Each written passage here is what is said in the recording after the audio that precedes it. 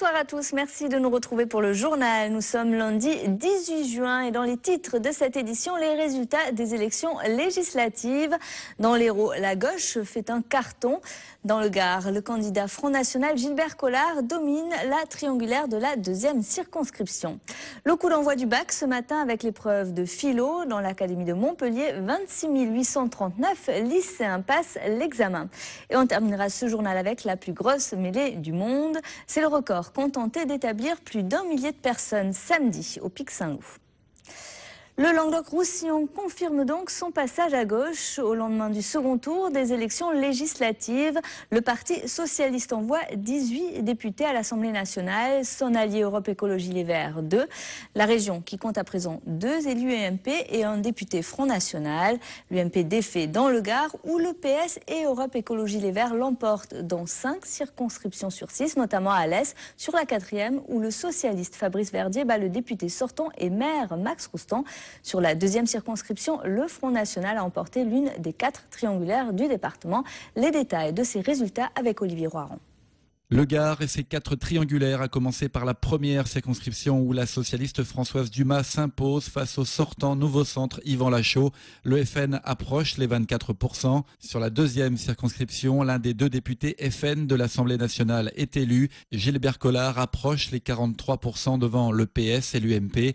La 3e circonscription du Gard bascule de l'UMP au Parti socialiste dans une triangulaire. Patrice Pratt est élu, il bat le sortant UMP Jean-Marc Roubaud. Le Front National dépasse les 20%. 4e circonscription du Gard, l'unique duel PS-UMP du département voit la victoire du socialiste Fabrice Verdier qui s'impose face au sortant UMP, le maire d'Alès Max Roustan. Sur la 5e circonscription, pas de surprise, le sortant socialiste William Dumas est largement réélu.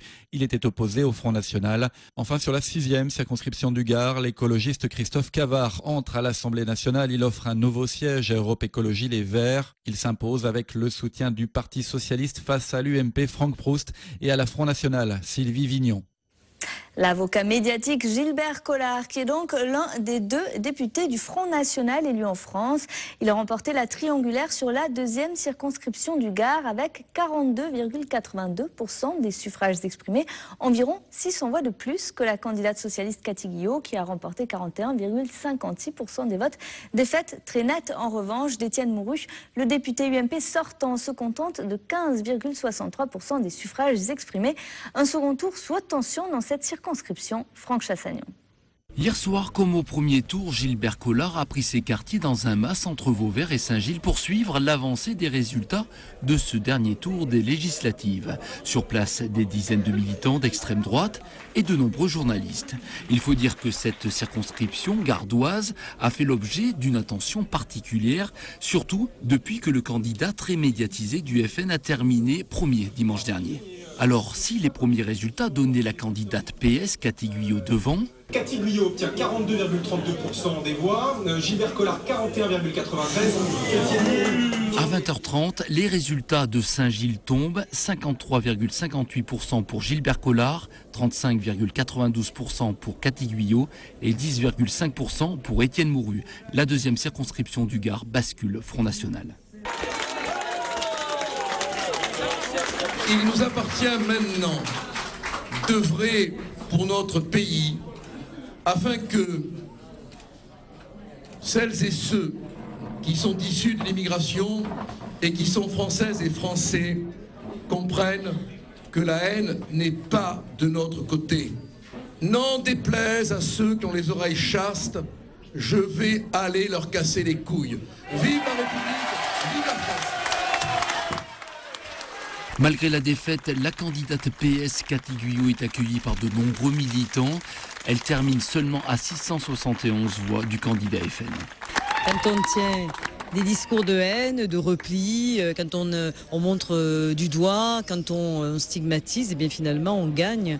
Et ça m'effraie parce que j'ai voulu faire une campagne au contraire positive, en appeler à toutes les forces vives de ce territoire, la jeunesse, mais aussi les chefs d'entreprise, les gens de culture, les agriculteurs, vraiment toutes les forces vives de ce territoire. Et ça n'a pas suffi. Pour la première fois, un candidat FN représentera le Gard à l'Assemblée nationale. Il siégera aux côtés de Marion Maréchal Le Pen, élue dans le Vaucluse. Et dans la 16e circonscription des Bouches-du-Rhône, le maire UMP des Saintes-Maries-de-la-Mer, Roland Chassin, avait renoncé à se maintenir au second tour pour favoriser la candidate FN Valérie Lopi. Et c'est le député sortant, le socialiste Michel Vauzel, qui a été réélu sur le score étriqué de 51,29% des suffrages exprimés contre 48,71% pour le Front National. Dans l'Hérault, la gauche a remporté le Grand Chelem avec 8 députés socialistes élus et un député Europe Écologie Les Verts associé au PS. Parmi les nouveaux députés, la jeune garde socialiste du département et 3 femmes élues. Le PS qui a donc réussi le parti du renouvellement du personnel politique dans l'Hérault. Les détails des résultats avec Olivier Roiran. Rose et verte, ce sont les couleurs des nouvelles circonscriptions héraultaises. Sur la première, l'écologiste Jean-Louis Rouméga s'est élu avec 88 voix d'avance sur l'UMP Christian Jean-Jean, le maire de Palavas. Sur cette circonscription, le candidat d'Europe Écologie Les Verts portait une candidature d'union avec le Parti socialiste. Sur la deuxième circonscription, duel 100% féminin, la socialiste Anne-Yvonne Ledin est élue. Il faut dire qu'elle était largement en tête à l'issue du premier tour. Troisième circonscription, une autre femme est élue députée, la socialiste Fanny Dombrecoste a obtenu 54,84% des voix en battant le sortant, maire de Castelnau-le-Lez, l'UMP Jean-Pierre Grand. Sur la 4e de l'Hérault, un autre sortant UMP s'incline, Robert Lecou, le socialiste Frédéric Roig est élu avec plus de 55% des voix. 5e circonscription, pas de surprise, le socialiste Kléber Mesquida est largement réélu. Il était opposé à une candidate du Front National, c'est l'unique duel PSFN du département. 6e circonscription, le Biterrois, une des 2 triangulaires du département. Un recomptage des voix a été demandé par le sortant UMP Eliabou qui s'incline de 10 voix face à Dolores Roquet, élu pour le Parti socialiste. Un recours est probable. 7e circonscription, seconde triangulaire, le jeune socialiste Sébastien Denaja s'impose et fait chuter le député UMP sortant maire d'Agde de Gilles Détor. À noter que sur ces 2 circonscriptions, le Front National maintient à 1 ou 2 points près son score du premier tour. Enfin, sur les 2 nouvelles circonscriptions héraultaises, 2 socialistes s'imposent. Christian Assaf sur la 8e avec plus de 55% des voix. Patrick Vignal sur la 9e est élu avec 500 voix d'avance sur le maire UMP de la Grande Motte, Stéphane Rossignol. Et on revient sur la défaite dans un mouchoir de poche pour Eliabou. Le député sortant UMP s'incline avec 39,80% des suffrages exprimés contre 39,82% pour la candidate socialiste Dolores Roquet. Un écart d'une dizaine de voix seulement. Le recomptage des voix a été demandé. Eliabou se réserve la possibilité de déposer un recours. Retour sur la soirée électorale dans une ambiance électrique. Olivier Brachard. C'est bon? 36,26. 42,3. Oui! Oui. Allez. C'est bon là? Attends. Hier soir, le clan Abou est passé par tous les états. L'espoir, lorsque le député sortant UMP apprend qu'il est en tête d'un cheveu dans les 53 bureaux de vote de la ville de Béziers. Ensuite, les résultats des villages tombent au fur et à mesure. La tension est à son comble. A priori, il n'y a que quelques voix d'écart avec la candidate socialiste. C'est quelque chose qui est terrible. On est à 20 voix, on est à 10 voix, on est à 5 voix d'un bureau à l'autre et c'est cruel, c'est la triangulaire. Voilà, mais on attend. À l'intérieur et autour de la permanence, les militants UMP attendent un signe positif de leur candidat. En vain, un peu avant 9h, Eliabou reçoit un coup de fil de la préfecture. Bon, ça y est, on a le résultat. Je perds de 10 voix. 10 voix d'écart seulement sur plus de 40 000 votants dans cette 6e circonscription de l'Hérault. Là, le préfet, il a... Le 10 voix fait un recours. Fait un recours pour 10 voix. Encore sous le choc, Eliabou quitte sa permanence pour la mairie où il étudiera pendant près d'1 heure et demie la possibilité de tenter un recours. Quelques procurations n'auraient pas été remplies correctement. De là à convaincre le Conseil constitutionnel d'annuler le scrutin, c'est une autre histoire. Eliabou qui a donc jusqu'au 28 juin au soir pour déposer un recours. Dans le reste de l'actualité, le coup d'envoi du bac ce matin à 8h. Dans l'Académie de Montpellier, 26 839 lycéens passent l'examen. Première épreuve, donc la traditionnelle composition de philo. Au lycée Jean Monnet de Montpellier, plus de 500 lycéens de terminale L, ES et S en plancher sous haute surveillance. Parmi les sujets proposés, toute croyance est-elle contraire à la raison? Serions-nous plus libres sans l'État ou encore que gagne-t-on en travaillant? Élément de réponse avec Elsa Gonzalez et Camille Cazeneuve. Fin de la première épreuve du baccalauréat 2012. Il était aujourd'hui 536 candidats à plancher sur la philosophie au lycée Jean Monnet de Montpellier. Une matière aux résultats incertains, souvent redoutée par les lycéens. Je pense que la philo, c'est assez aléatoire suivant le correcteur qui lit ta copie, mais je pense avoir la moyenne. Mais je sais pas après. Je suis quand même assez content quand je suis sorti parce que c'était quelque chose que je savais, c'était quelque chose qui m'a rendu confiant quand j'ai lu le texte. Donc il y avait quelques problèmes sur 2-3 mots et 2-3 phrases, mais sinon le contexte global, j'avais su discerner et j'ai su comprendre ce qu'il fallait comprendre. Globalement, je dirais assez bien quand même parce que j'ai réussi à retranscrire pas mal d'idées que j'avais en tête. Mais je me suis un peu mélangée dans les citations, j'ai confondu les auteurs, donc je sais pas trop. Je dirais peut-être 8 à 10 pour la note. J'espère que ça ira, je vise le 10. Mais en même temps, j'ai un côté un peu pessimiste qui me dit de pas trop m'avancer pour pas être déçue. Et voilà, enfin, on verra bien quoi. La philosophie est une discipline emblématique. Elle demande connaissance, réflexion et rigueur. Les lycéens ont eu 4 heures ce matin pour composer. Un grand nombre de la série littéraire a choisi le premier sujet. Que gagne-t-on en travaillant ? Gagner sa vie en travaillant fait immédiatement penser au travail comme moyen de gagner sa vie, donc un moyen d'obtenir de l'argent. Mais le travail, ce n'est pas qu'un moyen de gagner de l'argent, c'est aussi le lieu d'épanouissement de l'homme. Mais dans ce cas-là, il faut penser le travail non pas comme un moyen, mais une fin, c'est-à-dire l'activité par laquelle l'homme déploie son humanité. Mais le baccalauréat, ce n'est pas encore fini. Il faut penser aux prochaines épreuves. Demain, place à l'histoire-géographie. À Montpellier, une centaine de manifestants ont répondu à l'appel national des syndicats de la société Veolia Eau ce midi. Ils réclament notamment des augmentations sur certains salaires et le versement d'un intéressement au bénéfice de l'entreprise. Écoutez. On a normalement un intéressement principal auquel on devait toucher le solde en juin. Et comme l'entreprise a des baisses de marge, c'est-à-dire les marges diminuent mais ils gagnent toujours de l'argent, notre intéressement est divisé par 2. Et comme on en a déjà touché 50%, au mois de juin, les salariés vont toucher 0 €. Donc ça, c'est pas acceptable d'une part. Et d'autre part, on a la négociation annuelle obligatoire pour les salaires, où on nous propose une augmentation de 0,5%. C'est même pas l'inflation. Alors que nous, on propose des points d'indice qui représentent en gros 20 millions d'euros, mais l'entreprise préfère les donner aux actionnaires qui vont prendre eux 280 millions d'euros pendant 3 ans. C'est une revendication légitime, mais il faut resituer, je dirais, la situation économique de l'entreprise dans un contexte général de crise et dans un contexte concurrentiel fort, d'érosion contractuelle, de baisse des marges, qui fait que, d'une part, l'intéressement est affecté par cette baisse de résultats, puisque c'est un intéressement au résultat de l'entreprise.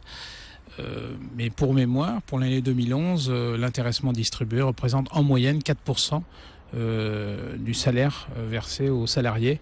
Il était supérieur les années passées, mais cette baisse relativement sensible est due à la baisse des résultats de l'entreprise, qui est directement impactée. La deuxième revendication porte sur l'augmentation générale de la rémunération, ce qu'on appelle la négociation annuelle obligatoire. Et dans ce cadre-là, il est proposé par la direction générale, puisqu'il s'agit d'une négociation nationale, une augmentation de 2,45% moyenne des salaires, composée de 0,5% général pour tout le monde et pas loin de 2% de mesures individuelles, soit promotionnelles, soit en fonction de l'expérience des salariés. Voilà, et cette journée de grève a pu perturber ponctuellement le service aux usagers de Veolia Eau. Une quarantaine de caravanes se sont installées aujourd'hui près du parking de l'Arena à Montpellier. Il s'agit d'une mission évangélique qui prévoit une grande célébration mercredi et doit rester 15 jours sur Montpellier. Selon les gens du voyage, ils se sont installés sur ce terrain proche de la salle de spectacle en l'absence d'une proposition acceptable de la part de la mairie. Écoutez.